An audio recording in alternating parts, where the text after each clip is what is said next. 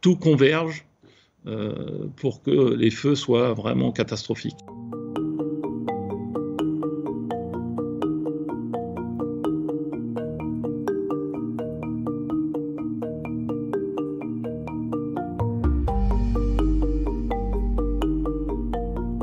Ce qui est intéressant dans ce métier, c'est que c'est jamais la même chose, même si c'est toujours un peu pareil dans le sens où c'est un feu, mais les situations changent en fonction du relief, en fonction de la densité, en fonction de la visibilité, en fonction des rafales de vent, etc. C'est toujours un peu une surprise. Les priorités pour un pilote, c'est de voir si le feu menace une maison, menace un village, menace une infrastructure quelconque, une tour, etc.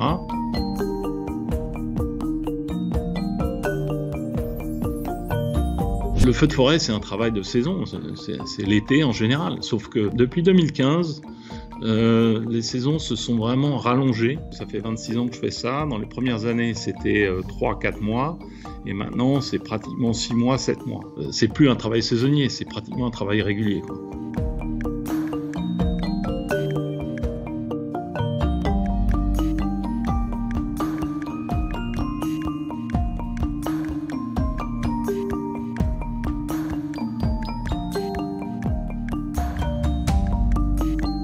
Depuis 6 ans, c'est la rapidité et j'irais presque même la violence des feux, dans le sens où tout converge pour que les feux soient vraiment catastrophiques. Une sécheresse absolument record.